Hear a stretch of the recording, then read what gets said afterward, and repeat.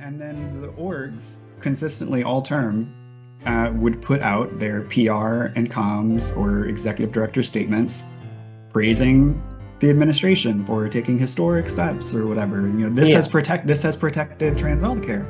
And like, if you are a trans teen in a red state where your healthcare has been banned and you can't get on your T or E anymore, right? Like, you just literally Yeah. can't. And you see HRC or somebody praising Biden for saving trans healthcare, you're like, wait, what?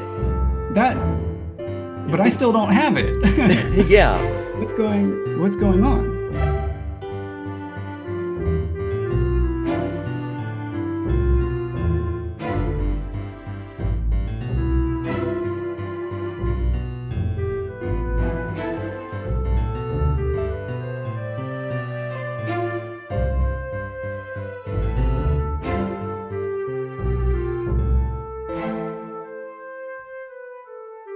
Hello and One thing I welcome to am the gonna Untitled Anarchist Seagull channel. I'm your host, an Untitled Anarchist Seagull called Elise, and we've got a first here. I've been wanting to do like interviews and collabs and stuff like that on this space for a while, and the fact that nobody's ever heard of me has made that difficult for the most part. But today we've got Corinne Green, who I had been watching on the It Could Happen Here podcast. She did a couple of interviews there talking about basically how the Biden administration completely screwed trans people in the midst of this legislative onslaught at the state level.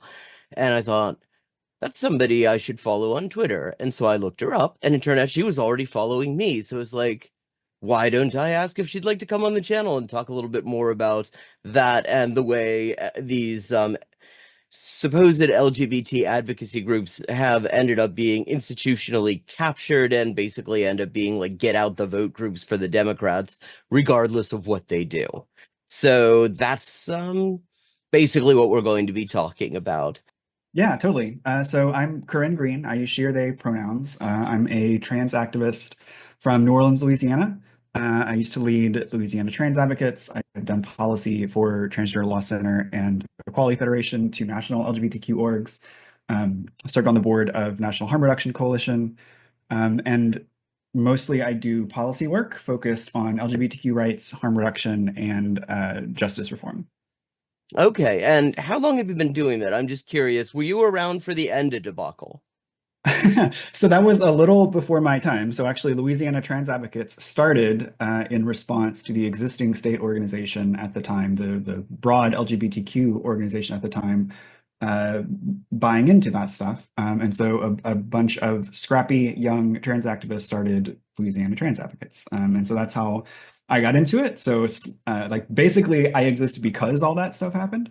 Okay. But I've been doing activism, trans activism specifically, for about a decade.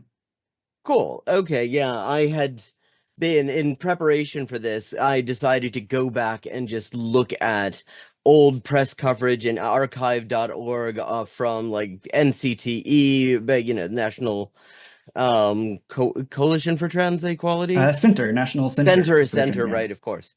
It's always the C has too many things. Well, it doesn't exist now. It's A4TE, Yes. Advocates for Trans Equality. And they've tilde. gotten out the liquid paper as well, because when I was like going through, they had like old coverage there because I wanted to just familiarize myself with the history, and I ended up going through the whole rabbit hole of all the shit that happened around and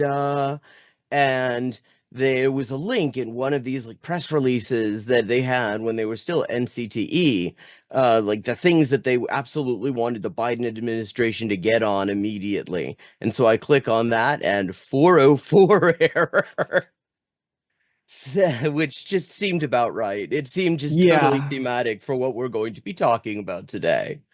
So I want to make this as accessible as possible for people who haven't already seen the It Could Happen Here podcasts, which I'm going to be linking in the description. So if you haven't seen them, check them out. They're good. They're absolutely, I mean, they cover stuff that actually really should have gotten a hell of a lot more coverage.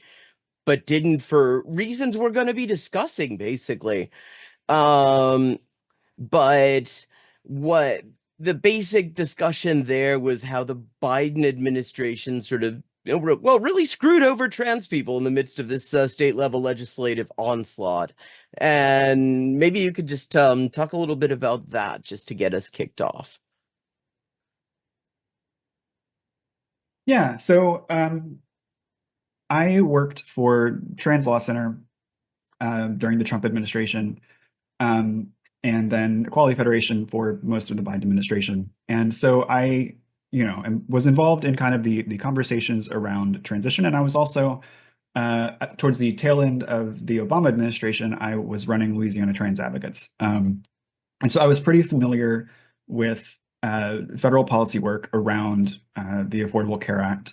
So I was initially right before the protections around pre-existing conditions kicked in. I had the experience of applying for health insurance with United Healthcare as it figures, getting denied because they considered being trans a pre-existing condition at the time. And then, over the course of the next couple of years, as they implemented those protections, I was able to get health insurance.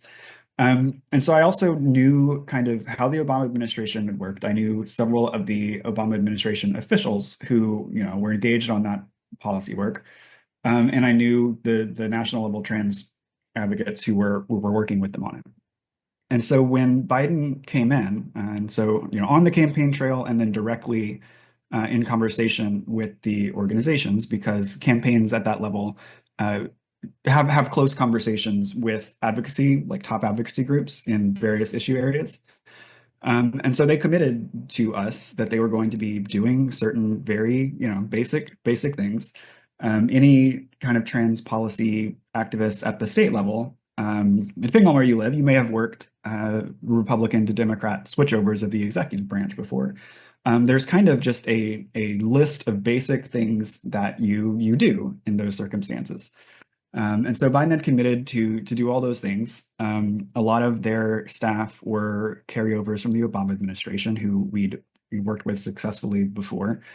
And if you remember the primaries, the 2019-2020 primary season, everybody was generally saying decent things around LGBTQ rights. Yes, it's amazing when you famously, actually have fire to put people's feet to. Suddenly, when that becomes literal, they want to meet people halfway. All of a sudden, it's neat how that worked out. right. So actually, the stuff that they were using against, I'm putting against in quotes if you're listening, Kamala Harris in the anti-trans ads were from the 2019-2020 primary season, the previous one, right?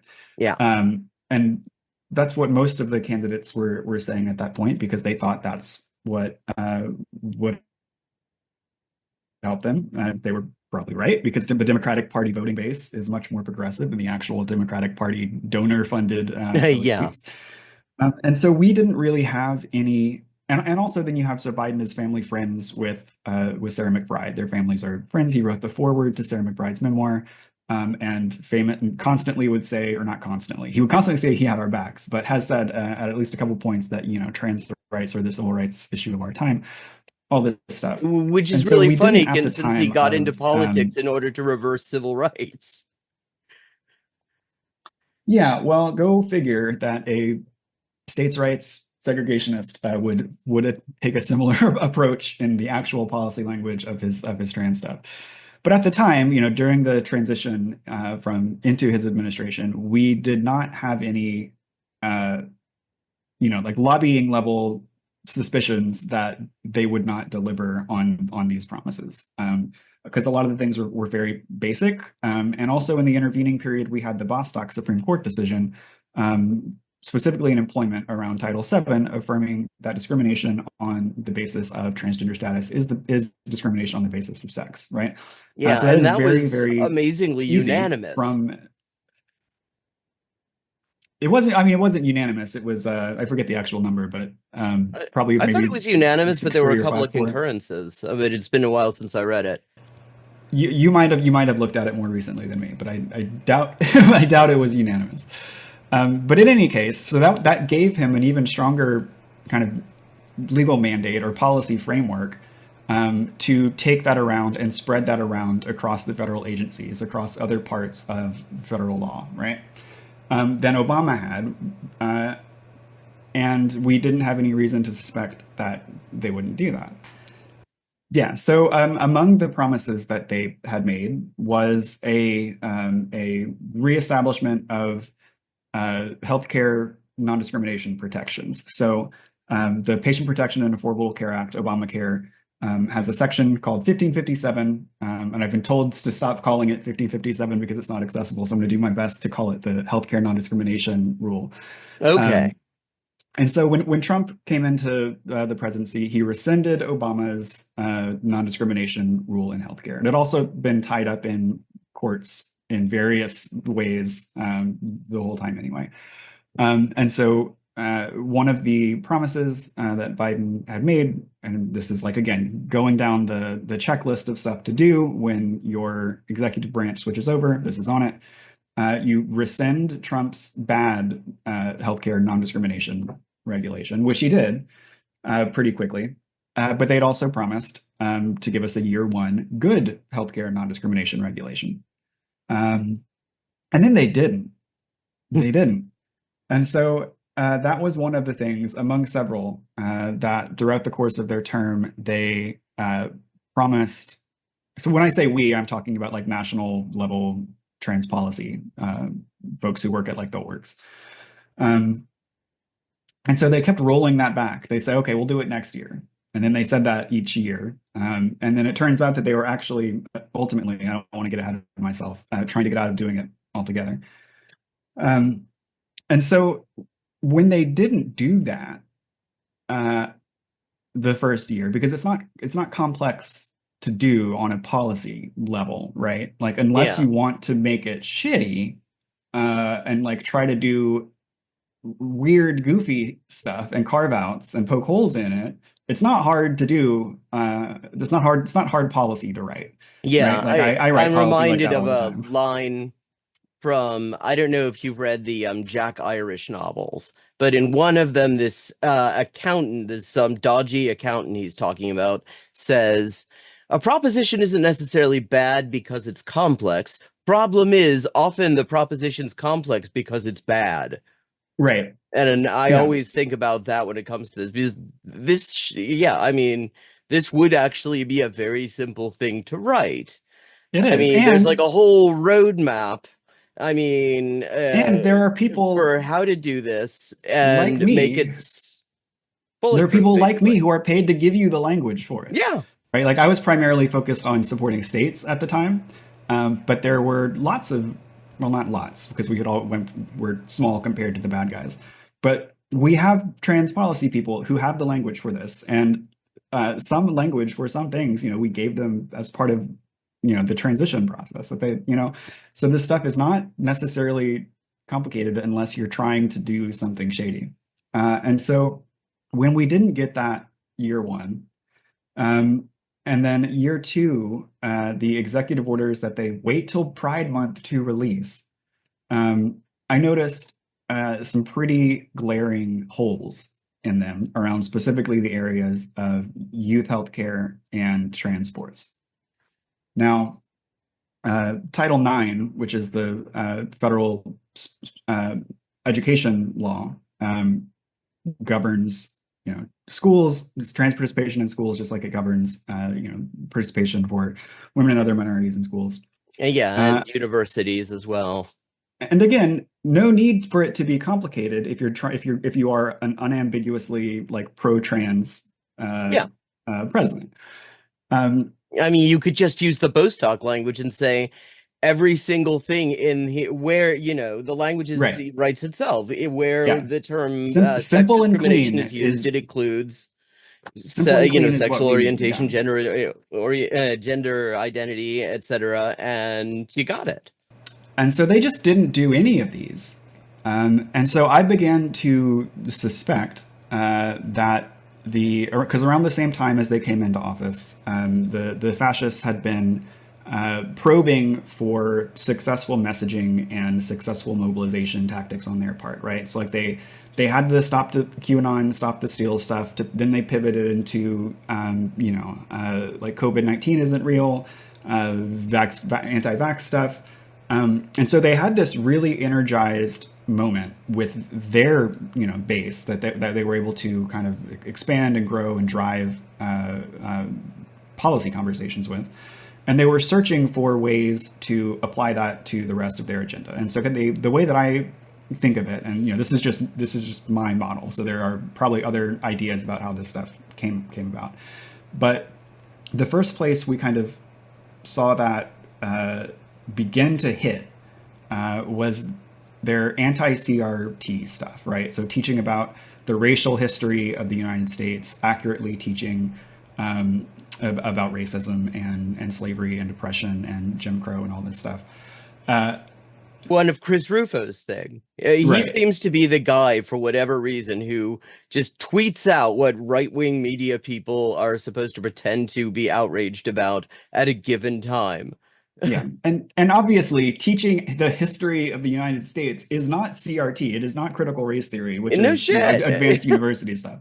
But Yeah. they saw their success with that kind of branding over substance as a continuation of their success with the Q stuff, the stop and steal stuff, the anti-vax, the COVID stuff, right?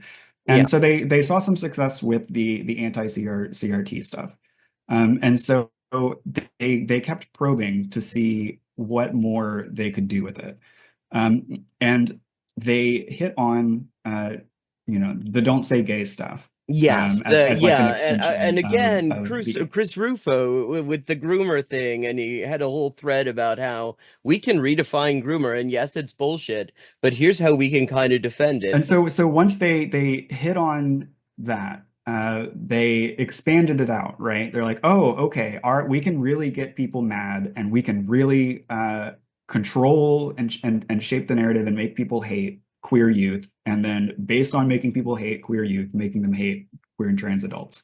Yeah. And so then we got from there into the athlete bans and ultimately the healthcare bans, which have now dominated the news cycles and policy conversations for 3 years at least. I would say maybe 4.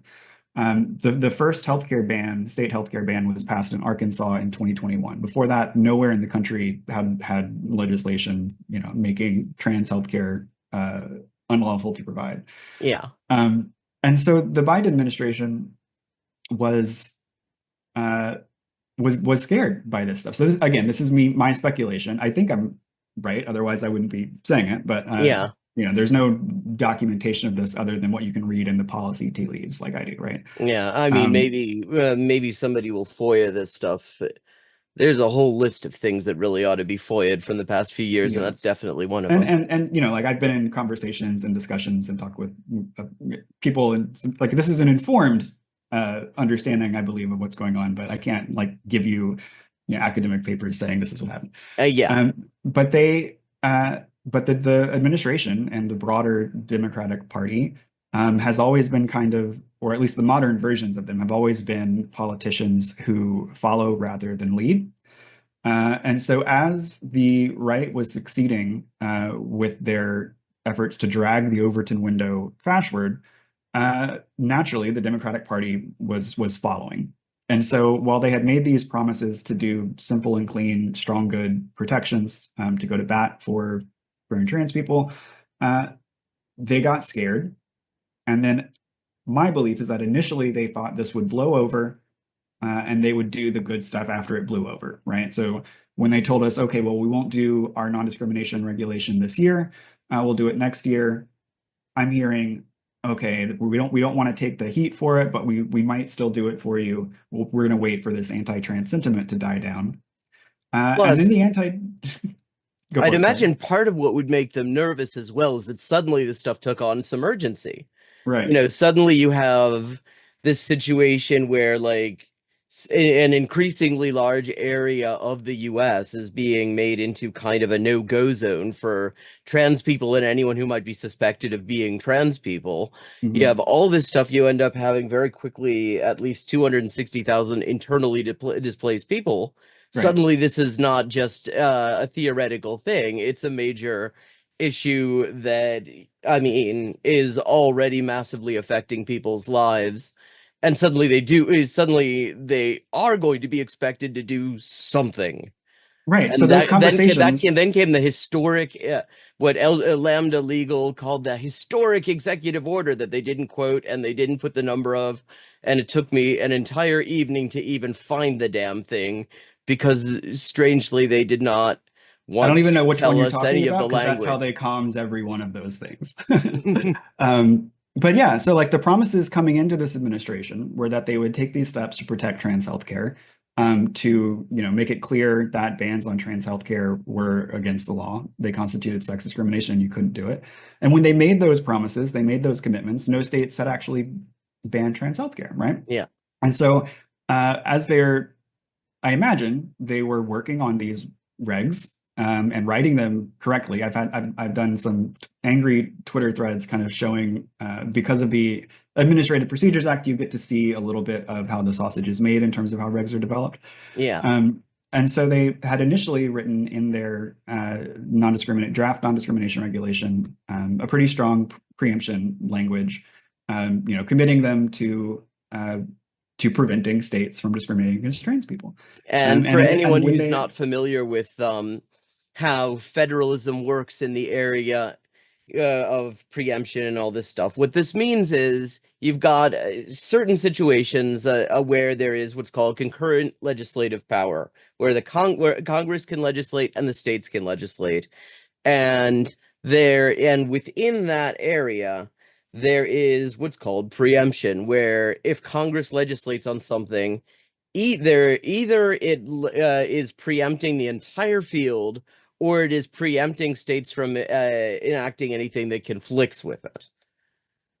yeah, and I don't want to So get too much into the federalism policy weeds here, but yeah, I just also, wanted to give a definition for people who haven't heard of preemption before. yeah, yeah, sure. And also to like just to kind of bolster the the idea that the federal government has the ability to regulate in this area is that the the Affordable Care Act is largely works based on spending, right? Yeah. So if you want the federal healthcare dollars, you participate in the Affordable Care Act. Your state has marketplaces. Some states run them themselves. Some states let the federal government run them. But the bulk of healthcare spending in the United States does come from the federal government ultimately, right? Yeah. And so that is also one of the levers that is broader than just the legal concept of preemption, but kind of the spending power and that kind of authority associated with the federal government in this Yeah. specific area. And so when they initially made those promises, started working on the regulations, no states had passed any bans, and so I guess it was my suspicion is that it's easy for them to think of these things as, all right, we can do this for them and whatever. Uh, but then, as they responded to the tenor of discourse around transness in the country getting worse, um, they they waited too long, right? Yeah. And so more and more states were passing these healthcare bans. And if you have a draft regulation that is going to preempt state healthcare bans, it's committing you to, actually have that fight with states that try to ban trans healthcare. And that looks differently to you if you have no values when 0 states have banned trans healthcare than it does when 26 states have banned trans healthcare, right? And of Because it's course, in going, this context, it's worth remembering because a lot of people don't realize this like Republican obsession especially at the state level with screwing over trans people was polling like shit, even amongst their own voters. right. This was absolutely an open door that the Democrats could run into if they cared to. It wasn't going to scare off their people. It might actually have even won over some of other people's people. Yeah, and we do the movement has internal polling. There's also plenty of public polling around what the public thinks about trans people. And yeah, our numbers have gotten worse, but consistently the whole time, the polling shows that nobody actually, no, like nobody cares, right? Like this, the Yeah, saliency of trans policy is like last or second to last in like basically every saliency poll that I've done, yeah, asking people what issues they care about. yeah, My personal feeling is that cis people feel way too entitled to have opinions on this because they're like, oh, I have a gender. That means I know all about gender and I can be really confident in my really stupid opinion. Right. So it's an issue where it's very, very easy for people to like get fired up and have a strong opinion about it. But because there are so few trans people and because, everybody in this country is barely paying rent and watching their grocery prices go up, yeah, like nobody really cares beyond like the furor and fervor that it can generate in the sphere of discourse. yeah, Um, and that's been consistent. So even though, Trump and the Republicans dumped so much money into anti-trans ads, uh, it didn't make people like rank, banning trans people from everything at the top of their list of policy wishes. yeah, Like we're still at the bottom. Nobody except for us really cares whether we can access healthcare or not, yeah. which has been pretty consistent throughout. Um, Yeah, people, I mean, on like saliency polls that I've always seen, people are much more concerned about shit that actually affects them. Like, Go figure. say, Wild. can they get health care or can they afford to like pay rent and eat at the same time? Or, you know, Yeah. yeah, actual things that have some sort of direct effect that they can imagine on their lives rather than something that assholes on the internet are telling them to be pissed off about. Yeah. And so this is where we kind of get into the LGBTQ movement's national strategy and approach. Yes. Thank you. I was Um, going to try to segue in there. That's exactly where I wanted to go. yeah, so I'm a lobbyist. I draft laws. I pass laws. I know how these things work, or at least I think I'm a pretty successful lobbyist. Louisiana Trans Advocates, I believe, is the first ever state trans group in the South to ever pass the law, and it was Narcan decriminalization. And Louisiana actually was one of the places that bucked the trend on these bans, specifically because, as I remember it, but like one of the deciding vote, the guy Republican who was going to cast the deciding vote actually decided to read about this stuff, said, "Oh my God, this is actually bad. I'm not going to support it." And Louisiana actually didn't end up passing that, at least at the time. Well, so yeah, I assume you're talking about the Senate Health Committee Chair Fred Mills, Yeah, who's I believe so. Republican, Yeah, I don't and remember so names.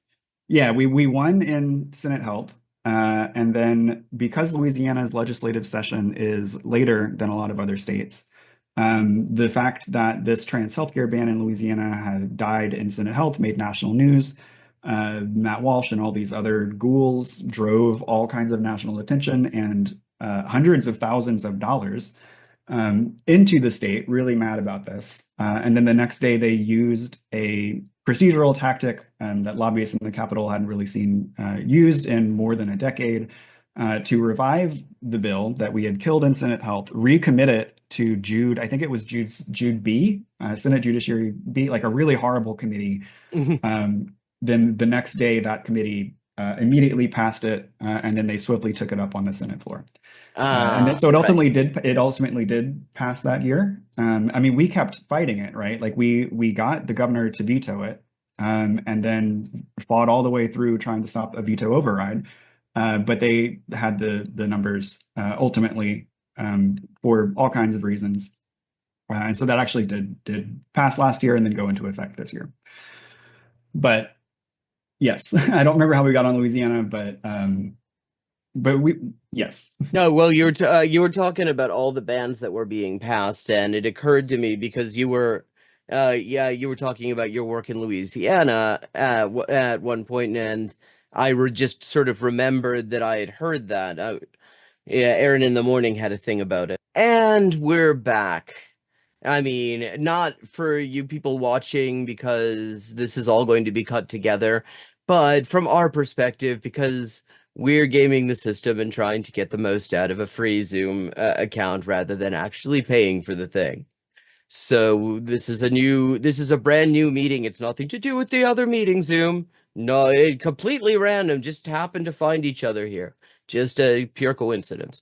Okay, so all of these anti-trans healthcare and just anti-trans people existing in general laws start getting passed at the state level. There's this sudden urgency to actually do something on the federal level, and the Biden administration, how should I put it? Just isn't, and they're Yes. actively Well, making they did things have that worse. historic executive order, as Lampa called it, which committed the Department of Health and Human Services to form a committee to Oh decide yeah, I mean whether that's there was state that's anything they might want to do and report back in a year because, nothing big was happening, no urgency. in And in the policy world when we read a thing like that. In policy world when we read executive orders like that, we just say, "Oh, that doesn't do anything," yeah, because it doesn't. yeah, exactly. I Policy mean, that policy when that it's does things something actually this does things. urgent that is happening right now and is going to fuck up people's lives immediately, a 1 year timeline is just nothing. And so Yeah. naturally, you would expect all these advocacy organizations that are there to have like queer people's backs. They must have been really pissed off about that, right? What was your experience? Well, so my experience was I do policies and policy analysts. Like reading those things and saying what they do is what I was paid for. And so I'm pretty sure that order is actually the year two Pride Month suite of executive orders. I remember very specifically going through those, noticing gigantic holes in the areas of youth healthcare and trans sports participation in schools that if you do policy work, you could not avoid seeing in them, right? Yeah. And so I read the orders several times, sent out an email to the listserv for federal queer policy, and was like, "Hey, uh, what about these are gigantic holes right here. Anybody else see those? I'm not feeling very optimistic that they're going to do anything for us." Um, I remember very specifically saying that I wish I still had that email. I got fired too fast to save everything. But people who do the policy analysis and work aren't morons. We know how to it's obvious. Yeah, and you have a mental checklist when you're going through something like this. What is this thing actually going to do? Is it going to do something about this? What is it? Is it going to do something about this other thing? Mhm. And you can scan through the operative part if there is one, and Yeah. see either it does those things or it doesn't do those things. And so a lot of my policy work, right, has been done in Republican environments. And so I know, I mean, the way that I analyze policy is I read the policy, I read the actual statutory or regulatory language, and then I think of the worst possible way that it could be interpreted and applied. Um, and if you approach policy that way, you very rapidly are horrified by what's going on at these levels. Yeah. Um, and so the thing was, you have policy analysts who read these things and say, "Oh, this is bad." Whether it's like an executive order like that or actual, draft regulations or finalized regulations that were coming out, um, and telling our bosses that are paying us to do this stuff, "Oh, this is bad for these reasons," and then the orgs consistently all term would put out their PR and comms or executive director statements praising the administration for taking historic steps or whatever. Yeah. This has protected trans healthcare. And like if you are a trans teen in a red state where your healthcare has been banned and you can't get on your T or E anymore, right? Like you just literally Yeah. can't, and you see HRC or somebody praising Biden for saving trans healthcare, you're like, wait, what? But I still don't have it. Yeah. What's going on?